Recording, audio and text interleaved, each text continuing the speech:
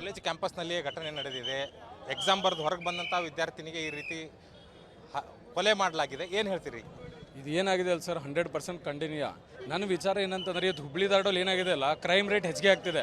ಈ ರಾಜಕೀಯ ಒತ್ತಡ ಏನಿದೆ ಅಲ್ಲ, ಯಾರು ಒಂದು ಇಶ್ಯೂ ಮಾಡಿದಾಗ ವಿತಿನ್ 1 ಮಂತ್ 2 ಮಂತ್ ಬೇಲೊಳಗೆ ಹೊರಗೆ ಬಂದುಬಿಡ್ತಾರೆ.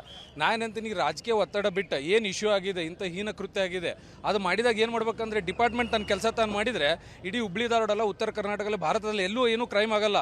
ನಾನು ಹೇಳ್ತಂದ್ರೆ ದಯವಿಟ್ಟು ಈ ರಾಜಕೀಯ ವ್ಯಕ್ತಿಗಳು ಏನಿದಾರಲ್ಲ, ತಮ್ಮ ಒಂದು ಟೀಮ್ ಕಟ್ಟಲಿಕ್ಕೆ, ತಮ್ಮದೊಂದು ಆರ ಬಿಲ್ಡ್ ಮಾಡ್ಕೊಳ್ಳಿಕ್ಕೆ ಈ ಗುಂಡಾಗಳ ಈ ಮನೆ ಭಾವಗಳನ್ನು ಇದು ಮಾಡ್ತಾರೆ. ನಾ ಹೇಳಲಿಕ್ಕೆ ಇಚ್ಛೆಪಡ್ತೀನಿ, ದಯವಿಟ್ಟು ಡಿಪಾರ್ಟ್ಮೆಂಟ್ ತಮ್ಮ ಕೆಲಸ ತಾವು ಮಾಡಿದರೆ ಎಲ್ಲ ಹೆಣ್ಮಕ್ಳು ಇರಲಿ, ಎಲ್ಲ ಸಿಟಿಜನ್ ಇರಲಿ, ಹ್ಯಾಪಿಯಾಗಿರ್ತಾರೆ. ದಯವಿಟ್ಟು ರಾಜಕೀಯ ವ್ಯಕ್ತಿಗಳು ತಮ್ಮ ಲಾಬಿ ಬಿಟ್ಟು ಇದು ಏನಿದೆ ಅಲ್ಲ ಅವ್ರ ಕೆಲಸ ಅವ್ರು ಮಾಡಲಿಕ್ಕೆ ಕೊಡ್ರಿ.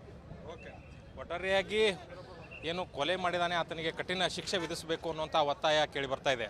ಕ್ಯಾಮ್ರಾ ಪರ್ಸನ್ ಶೇಖರ್ ಜೊತೆ ಪರಶುರಾಮ್ ತಹಶೀಲ್ದಾರ್, ವಿಸ್ತಾರ ನ್ಯೂಸ್, ಹುಬ್ಬಳ್ಳಿ.